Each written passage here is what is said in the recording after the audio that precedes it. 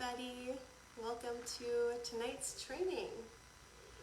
I'll give a couple seconds for folks to come on just to make sure that people can hear me okay. Hello and welcome everybody.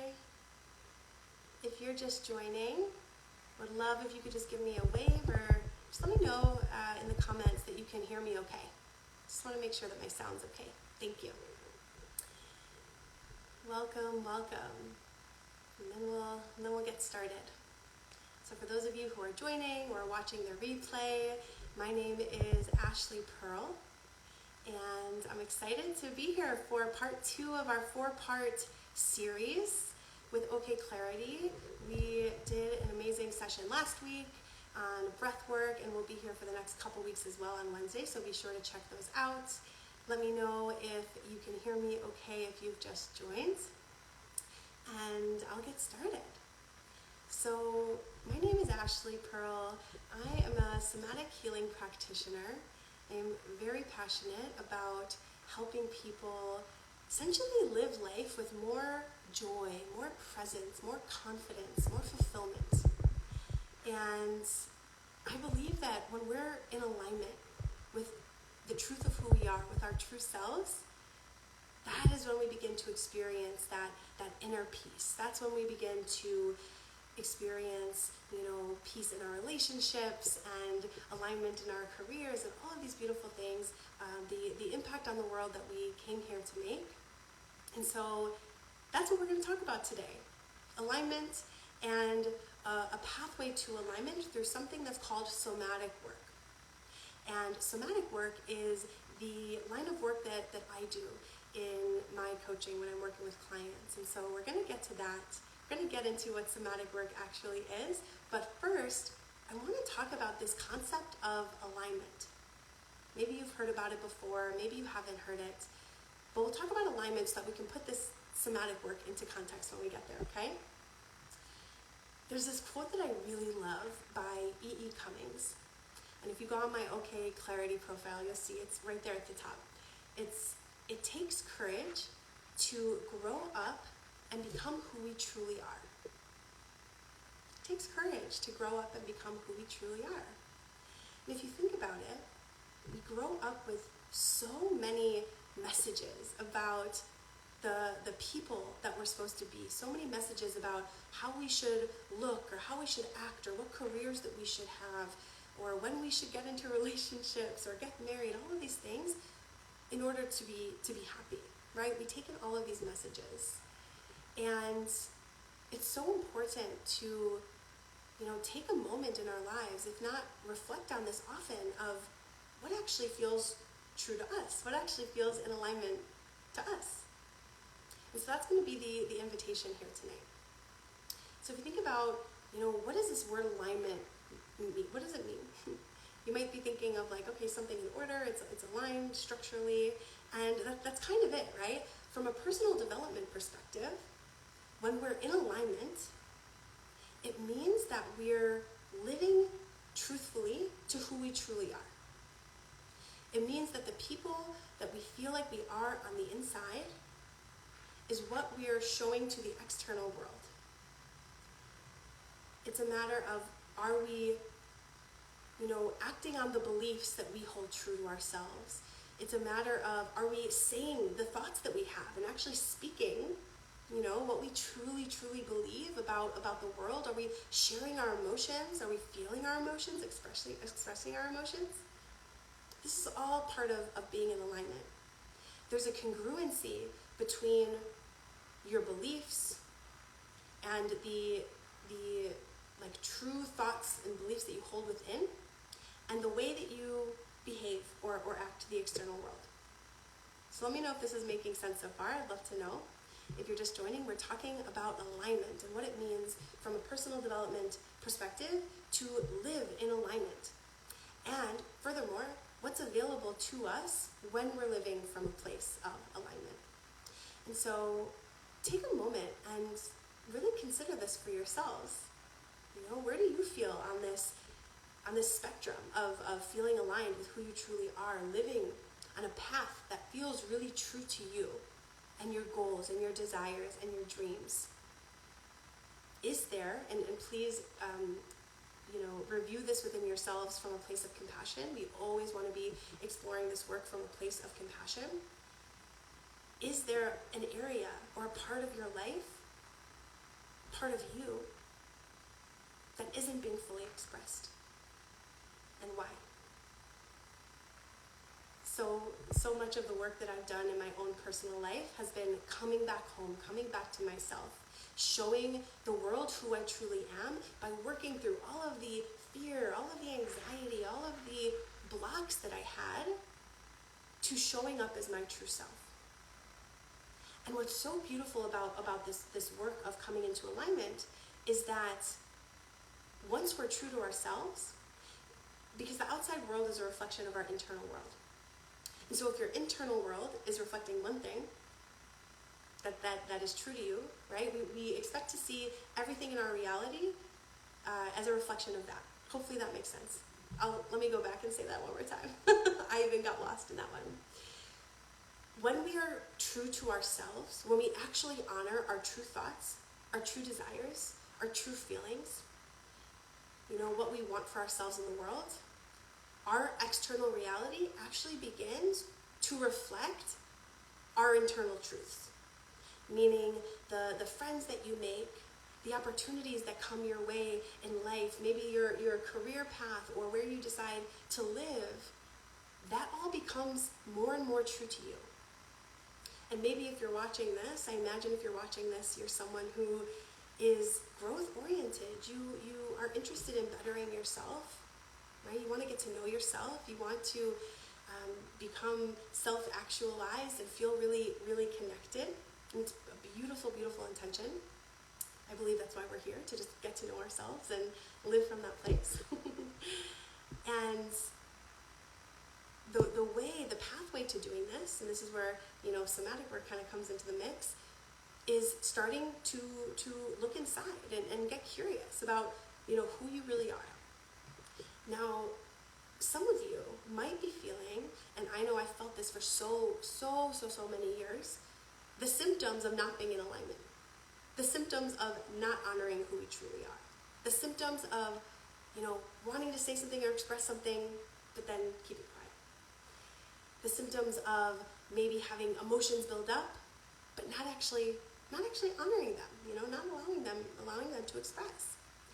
And so what all of this suppressed sense of selves becomes is anxiety, depression, right? Just feeling like off, maybe even experiencing physical symptoms. Sometimes I work with people sometimes who just have like inexplicable pain or inexplicable, ailments that they don't know why it's there. And what's really interesting is you can start to see themes between certain ailments and certain parts of somebody that is suppressed or not acknowledged. Because only when we bring things into the light, only when we bring things into our awareness, can we heal from them? Can we alchemize them? Can we, rid them from our system so that we can move forward? And this is what the path of growth is all about. Yeah, it's amazing. So, and if you see me looking to the right, it's just because I have a few key notes that I want to make sure I cover, and I can sometimes, get excited and go many places. So I want to make sure that this training is as beneficial for you. And so this is my way of doing that. So continuing on with this idea of alignment, some other just ideas, to chew on of how this can show up in your life is, are there desires within you that aren't actually expressed right now? And why? It can be something as simple as maybe you want to wear a little more color, but you don't because you don't want people to look at you, but you would really feel happy wearing color. You want to express yourself in that way. Or maybe it's, oh my gosh, I have been working 10 years in a career that actually feels completely not in alignment with me and with my goals and desires, and I feel stuck. Yeah, that's a big one that I hear from so many people, and that's what we get to explore, right? Are your behaviors in alignment with your true desires? And so, like I said earlier, when we begin to really look at ourselves and begin to do the work on ourselves to align with who we truly are and show up to the world with saying the things that we want to say, going for the things that we want to go for, sharing our emotions with a partner or loved ones, whatever it may be, that's truthful to us. That's when our world around us begins to reflect what's most true, and that's when life really starts to feel good, right? If you plopped me, maybe across the world living someone else's life that didn't really fit with who I truly am, I'm probably not going to be happy working as a CPA or as an accountant. That's just, don't put me in a spreadsheet. And alignment, something that I really wanted to highlight here is that alignment is not something that we turn on or off. It's not something like, oh, okay, turned on my alignment switch, and so I'm going to be this forever. That's just not how life works.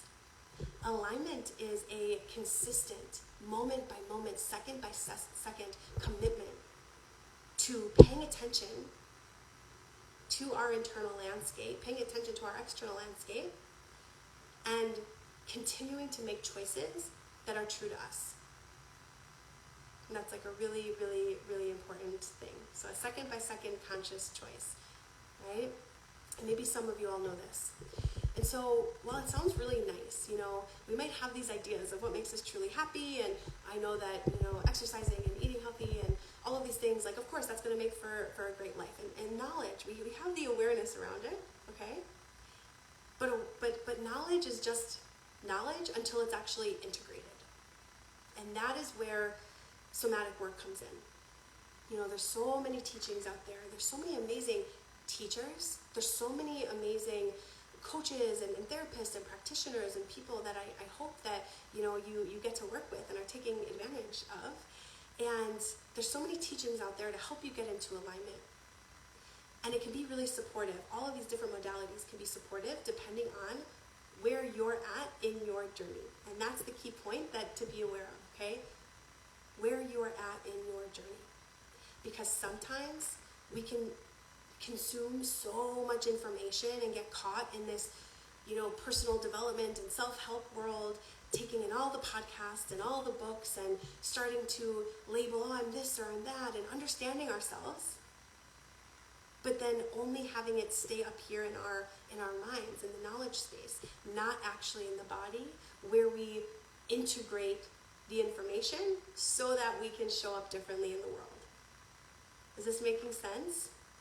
And this is, oh my goodness, this is life-changing. And I'm speaking as someone who struggled for decades with anxiety and depression and disordered eating and self-esteem and confidence issues and a myriad of things that logically I knew this wasn't helpful for me, or I don't want to act this way, or okay, I'm doing this because this happened to me when I was young. And you kind of start to build you connect the dots. Yeah, you connect the dots when you begin this work. But understanding logically why you are the way you are is only the first piece of the puzzle. And it's so important. It's so important to understand this stuff, because again, what did I say earlier? Only when things are brought to light can we heal from them. If we don't acknowledge something, if we deny that something is there, it's going to be hard to heal from it. And that's why it does really take courage to go back to that E.E. Cummings quote. It really does take courage and bravery to do this work, to become who you truly are. Because it's not easy sometimes to bring our shadows to light and look at parts of ourselves that are a little bit uncomfortable. Maybe we find ugly. Maybe we just don't want to admit to ourselves. But those are the things that we get to work with and be with in order to heal from them, in order to transcend for them, in order to move forward. Okay, is this making sense so far? So, let's see. Yeah, this is where somatic work comes in. This is where somatic work comes in. So finally, we can talk about it.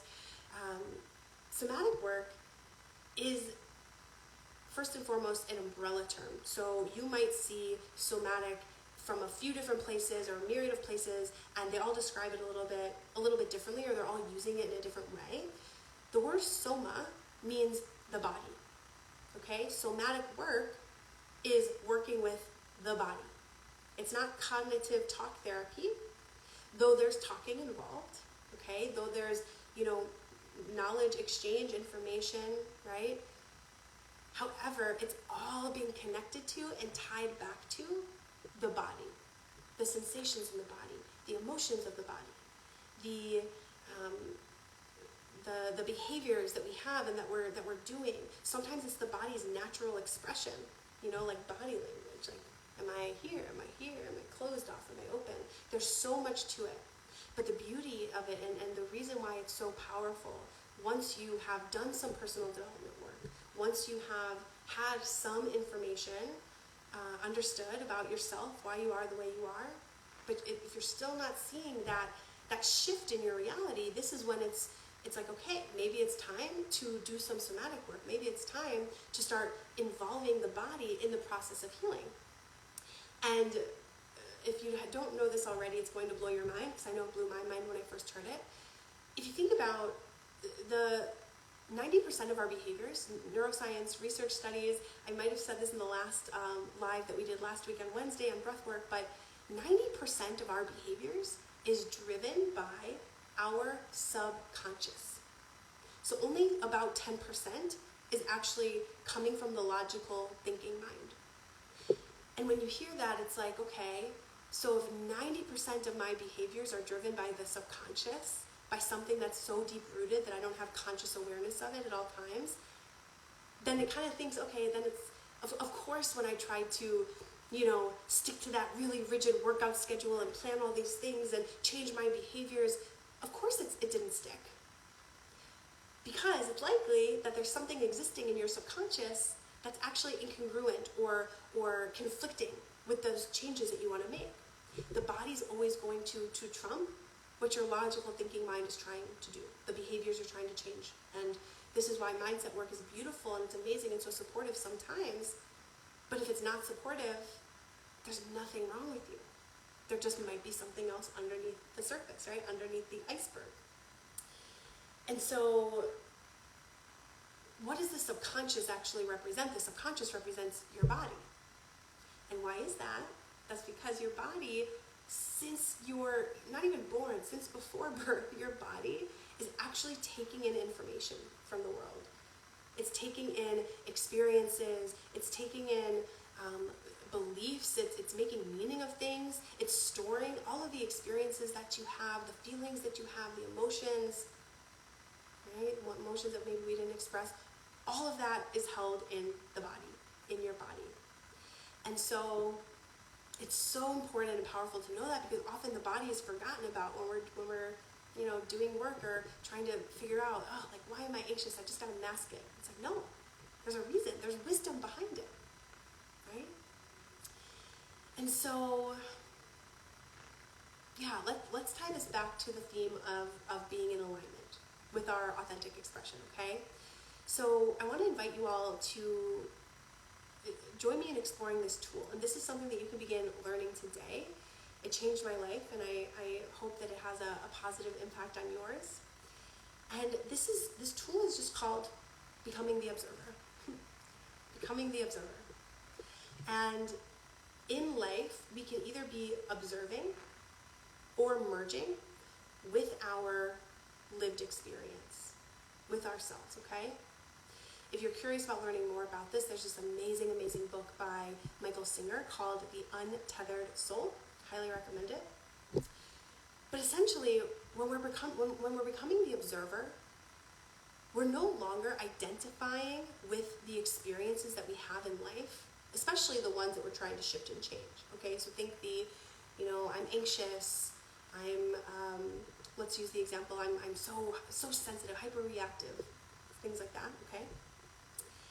And rather than become identified with it, we're simply separating a little bit from it and creating spaciousness between it and noticing that it's not our true selves. It's not our true selves that are anxious. It's not our true self that is highly reactive. It's just a part of ourselves. It's just a part of ourselves. And so notice the difference between these two things. I'll use the highly reactive example that I gave earlier. Me being merged with that would look like, I'm so hyper-reactive. it's just the way I am. It's just how I've always been. I'm never going to change. I'm always reacting to every single thing, every single person, my partner, my friends. I'm hyperreactive, okay? I am it. It's my identity. There's no spaciousness there. There's no spaciousness there. But now, feel how this sounds. Okay, there's a part of me I'm noticing that's hyperreactive. I'm noticing this part of me that's inclined to respond with a reaction that doesn't seem to be in alignment or congruent with like what the actual situation is. In the latter one, we create a little spaciousness between us and the thing so that we can explore it, so that we can get curious about it. And that is what somatic work is all about. I can't tell you for how many years I lived with this belief that I held that I was anxious. So many people in my family are anxious. Ha ha ha, it's just how we are, it's just the way we are.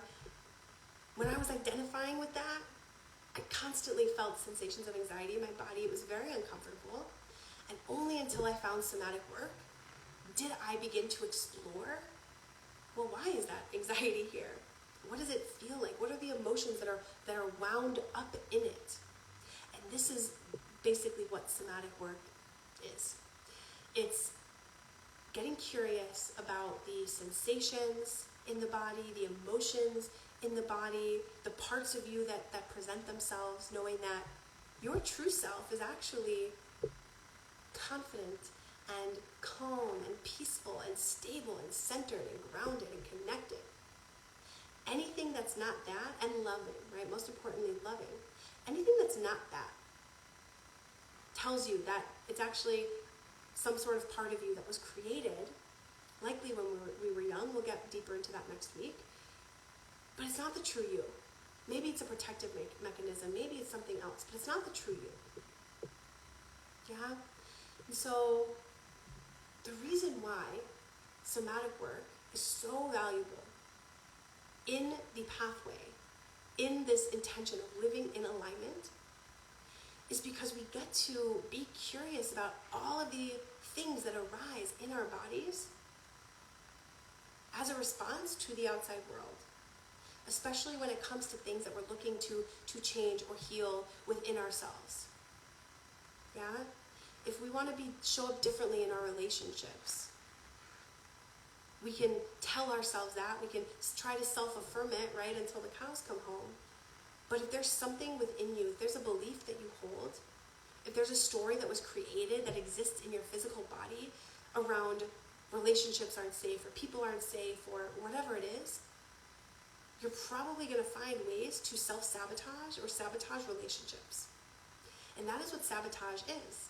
There's so much common talk about self-sabotage. Self-sabotage happens when our behaviors and what we're trying to do and act out in the world don't match the actual beliefs that we hold in our bodies. There's an incongruency. And so we get to go within, get curious about it, and this is why it is helpful to work with someone to help identify and unearth, like, what are these beliefs that we hold? But that's where the work really begins. And so I hope that this has created an understanding for you around how valuable it is to be connected within. And the tool of becoming the observer, I invite you to try it out this week and let me know how it goes.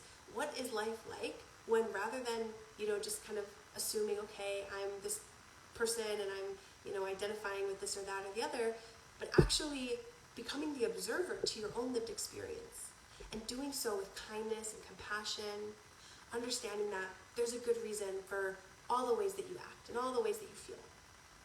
Humans have good reasons for all of these things. It's just sometimes it doesn't actually match up with how we want to be, feeling, showing up in the world and all of that. And so I wish you a beautiful journey of coming into alignment with your true selves, and I would love to just hear, how this went for you. If anything resonated, any questions that you have. Thanks so much, Sarah. So glad that it was informative. And yeah, reach out with any questions. My name is Ashley Perl, and be sure to come join me next week where we'll be talking about inner child and parts healing. Same day, same time. All right, see you all later. Bye-bye.